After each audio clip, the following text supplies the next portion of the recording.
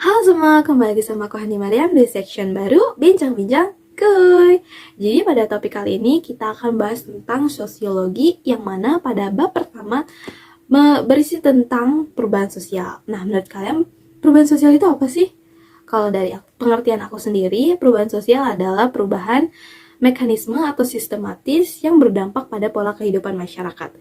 Misal kayak dulu pandemi, kita semua sebagai seorang siswa pasti belajarnya lewat online, atau gak harus siswa sih, semua orang pasti aktivitasnya mulai online kan. Apalagi kita mulai masuk ke dunia 4.0.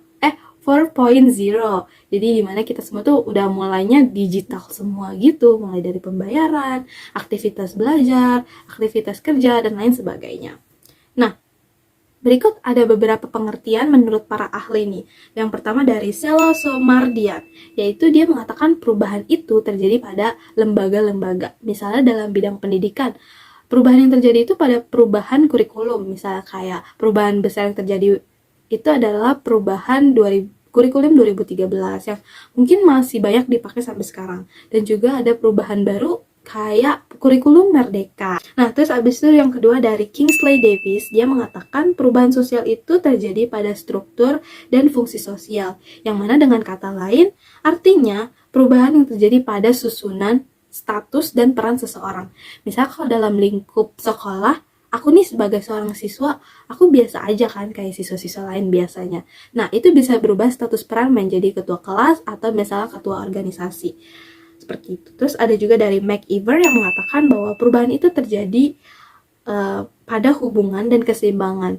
Misalnya kayak dalam lingkungan sekolah lagi, itu biasanya kita akan mendapatkan teman di sekolah, bener kan? Nah, biasanya akan terjadi konflik. Nah, konflik ini biasanya terjadi karena perbedaan pendapat, latar belakang, pengalaman, gender, umur, dan lain sebagainya.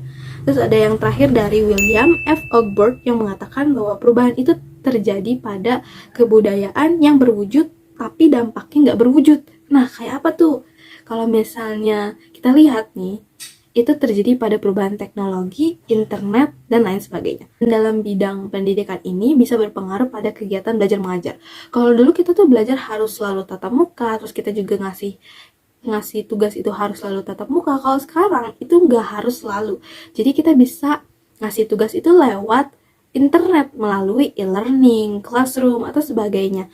Terus habis itu kita juga nggak harus selalu ketemu sama guru, kita nggak harus selalu berpaku sama buku, kita bisa juga cari di internet seperti di YouTube atau mungkin di situs-situs artikel. Nah, perubahan sosial ini bisa dipicu oleh beberapa faktor. Misalnya kayak faktor internal itu bisa terjadi karena perubahan jumlah penduduk, terus ada juga perubahan baru atau penemuan baru, kayak inovasi baru, kayak mulai isi bensinnya tuh mulai lewat aplikasi, terus belanja itu bisa bayar lewat aplikasi juga, kita bisa pesen makanan atau barang-barang lewat aplikasi, seperti itu. Terus ada juga konflik sosial dan juga terjadi pemberontakan atau revolusi.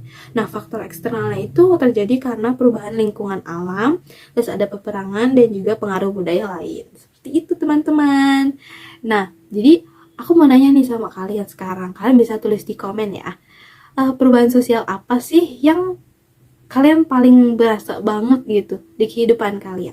Tulis di kolom komen ya. Kalau aku sih tentang kegiatan belajar mengajar. Jangan lupa tulis di kolom komen ya. Bye bye.